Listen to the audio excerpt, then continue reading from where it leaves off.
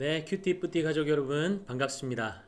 여러분과 함께 오늘도 말씀 나누게 되었습니다. 우리 함께 기도하고 말씀 나누도록 하겠습니다. 기도하시겠습니다. 살아계신 주님, 이 시간에 주님의 은혜를 간구합니다. 성령 하나님께서 말씀을 깨달아 알게 하여 주시고 주님의 깊고 깊은 그 은혜 가운데로 나아갈 수 있도록 인도하여 주시옵소서.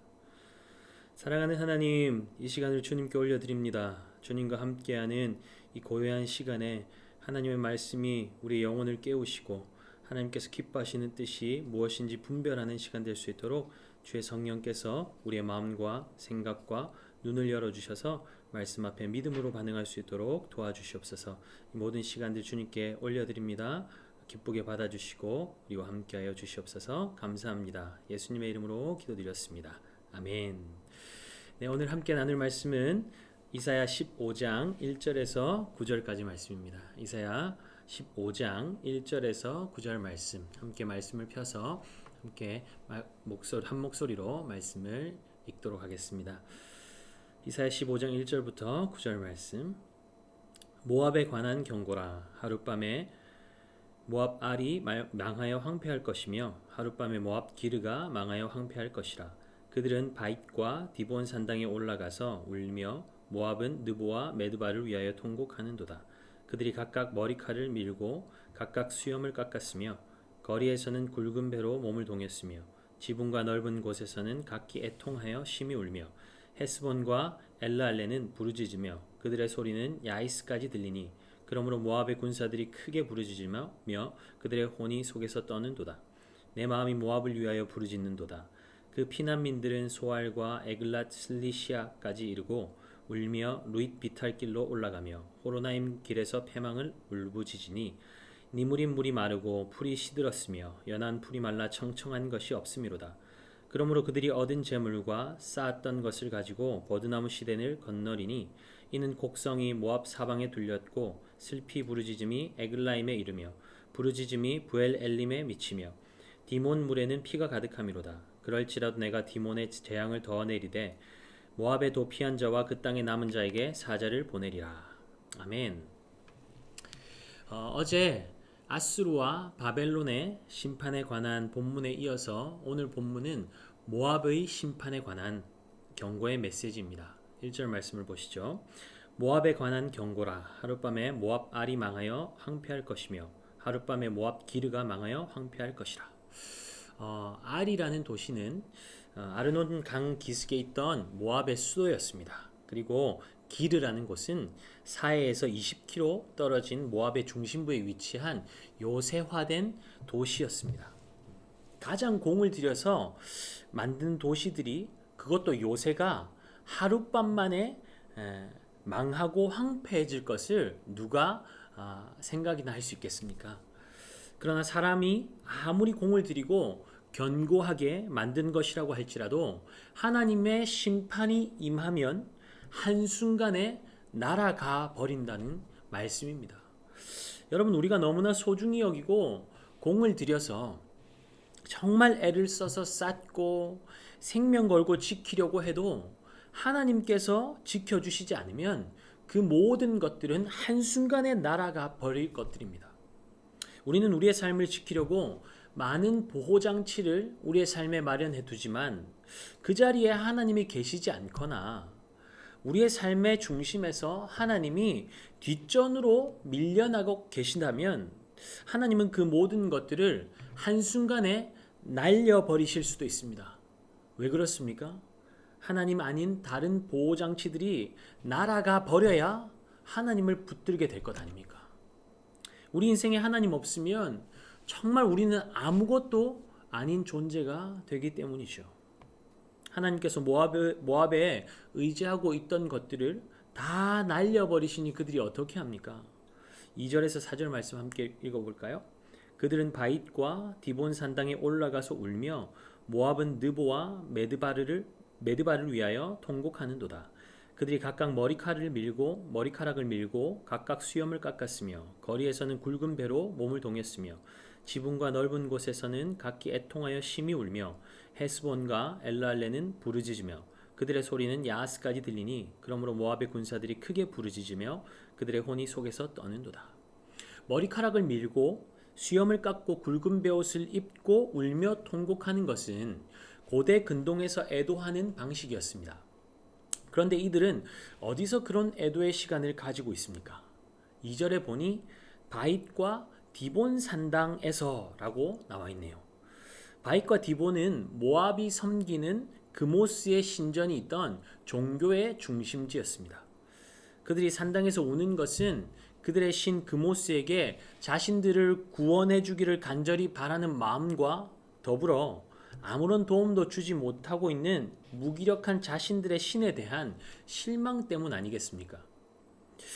여러분, 무엇 때문에 가슴 치며 울고 있습니까? 우리는 삶에 일어나는 수많은 문제들을 가지고 때로는 고통하며 눈물로 신음하며 밤을 보낼 수도 있습니다. 그런데 그 눈물을 어디로 가져가고 있느냐가 문제입니다. 밤새 친구와 전화통을 붙들고 내 삶의 고통을 나눌 수도 있습니다. 내 문제를 해결해 줄 누군가에게 하소연하면서 눈물을 흘릴 수도 있겠죠. 그런데 그 시간이 우리에게 잠깐의 위로와 격려가 되는 시간이 될 수도 있습니다. 그러나 그 누구도 우리의 인생의 근본적인 문제를 해결해 줄 수는 없습니다. 그렇다면 하나님은 가능하실까요? 여러분, 하나님이 우리의 삶의 그 근본적인 문제들, 우리를 고통스럽게 하고 낙심하게 만들고 어렵게 만들고 우울하게 만드는 그 문제라 할지라도 하나님께 가져가면 하나님께서 해결하실 수 있다는 믿음이 있습니까? 네, 그 믿음이 있다면 하나님 앞으로 우리의 눈물과 우리의 한숨과 우리의 염려와 우리의 두려움을 가지고 가야 하는 것이죠. 그 믿음이 있다면 여러분의 어려움과 아픔과 눈물을 하나님 앞으로 가져가야 합니다. 하나님만이 우리의 힘이요, 참된 위로자요, 불가능을 가능으로 바꾸실 수 있는 전능자이시기 때문입니다. 여러분, 하나님의 무서운 심판 앞에서 모압이 베옷을 입고 수염을 밀고 머리를 깎고 통곡하는 것은 합당한 반응이었습니다. 그러나 만약 그들이 아무런 도울 힘도 없는 그들의 신을 모시는 산당이 아니라 하나님 앞에서 자신들의 죄악됨을 아파하며 통곡했다면 하나님께서 그들을 끝까지 처절하게 심판하셨을까요? 심판의 손길을 거두어 주시지 않았겠습니까? 그들이 돌이켰다면 하나님께서 심판하지 않으셨을 것이라는 사실을 어떻게 알 수 있습니까? 5절 말씀을 볼까요? 내 마음이 모압을 위하여 부르짖는도다. 그 피난민들은 소알과 에글랏 슬리시아까지 이르고 울며 루잇 비탈 길로 올라가며 호로나임 길에서 패망을 울부짖으니 내 마음이 모압을 위하여 부르짖는도다. 이사야가 지금 모압을 향해서 경고하는 것은 누구의 말씀입니까? 이사야는 하나님의 말씀을 대언하고 있고 그는 모압을 향한 하나님의 마음을 전하고 있는 것입니다. 모압을 향한 경고를 주시는 하나님의 뜻은 심판이 아닙니다. 그들이 돌이켜서 사는 것을 하나님은 원하고 계셨습니다. 에스겔 33장 11절에도 말씀하십니다. 너는 그들에게 말하라. 주 여호와의 말씀이니라.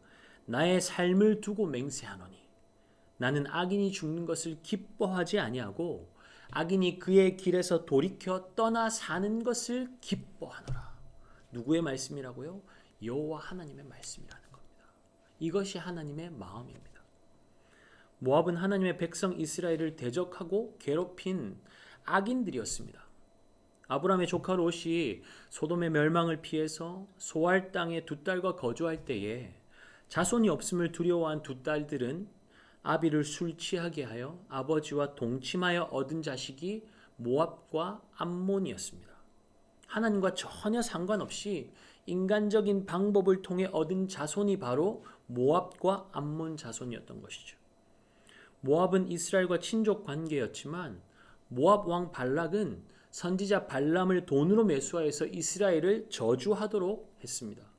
그 방법이 잘 먹히지 않으니 음란한 여인들을 통해서 이스라엘 백성들이 하나님 앞에 범죄하게 만들었죠. 또한 이스라엘이 가나안 땅에 들어가려고 할 때도 모압이 길을 내어주지 않아서 광야길을 돌아가게 만들었습니다. 모압이 하나님의 백성 이스라엘을 괴롭히고 대적하는 것은 그들의 왕이신 하나님을 대적하는 행위와 다를 바가 없었습니다. 그들은 심판받아 마땅한 악인들이었죠. 그럼에도 불구하고 하나님은 모압이 심판을 받아서 울며 통곡하며 피난길을 떠나는 모습을 바라보시면서 마음 아파하셨고 그들이 하나님께로 돌아와 고침을 받기 원하셨던 것입니다. 그러니 그들에게 심판의 경고를 주신 것이죠. 여러분, 우리 하나님은 사랑의 하나님이십니다. 이 세상 모든 사람이 구원받기를 하나님은 원하십니다. 그래서 모든 사람들에게 기회를 주시죠. 노아 홍수 때에 비가 내릴 때에도 방주의 문이 열려 있었던 것을 여러분 기억하십니까? 진노 중에도 끝까지 기회를 하나님은 주신 것이죠. 그러나 방주의 문은 결국 닫히게 되어 있습니다. 하나님은 돌이켜 구원의 방주 안으로 들어올 기회를 주시지만 그 기회가 항상 있는 것이 아님을 잘 보여주는 대목 아닙니까? 모압이 회개하고 하나님 앞에 돌아오지 않을 때에 그 풍성했던 니무린 물이 마르고 풀이 시들고 연한 풀이 말라 청청한 것이 없을 정도로 황폐함을 경험합니다. 9절 볼까요? 디몬물에는 재앙으로 인해서 피가 가득한데도 하나님께서 재앙을 더 내리고 모압의 도피한 자와 그 땅에 남아있는 자에게까지 사자를 보내어서 끝까지 심판할 것이라고 말씀합니다. 모압의 완벽한 멸망을 예고하고 경고하고 계신 것이죠. 하나님은 사랑의 하나님이시지만 공의의 하나님이십니다. 하나님은 죄에 대해서 반드시 벌하시는 분이십니다. 하나님의 진노를 견뎌낼 인생은 이 세상에 아무도 없습니다. 죄로 가득한 이 세상의 결국은 멸망뿐입니다.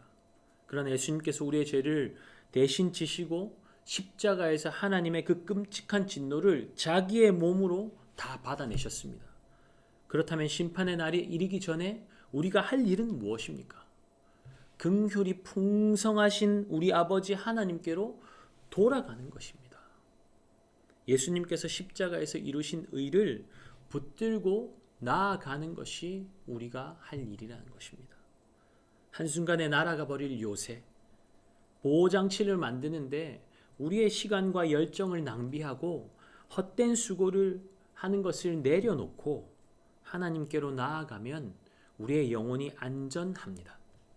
세상이 우리를 삼키려고 해도 세상이 중요하다고 말하는 안전장치들이 우리에게 없다고 할지라도 우리의 삶을 평안하게 안전하게 이끄시고 붙드시고 지키시는 분, 우리의 유일한 요새는 하나님 한 분밖에 없음을 믿고 하나님께로 나아가는, 하나님께로 돌이켜 사는 저와 여러분의 삶이 될 수 있기를 예수님의 이름으로 축복합니다. 네, 계속적으로 이 찬양이 흘러나올 텐데요. 찬양을 들으시면서 오늘 또 여러분들이 더 말씀을 묵상하시면서 하나님께서 우리에게 말씀하고자 하시는 그 음성을 들었으면 좋겠고, 또 받은 또 말씀을 가지고 기도의 자리로 하나님 앞으로 나아갔으면 좋겠습니다. 잠잠히 주님 앞으로 기도하며 나가시겠습니다. 기도하시겠습니다.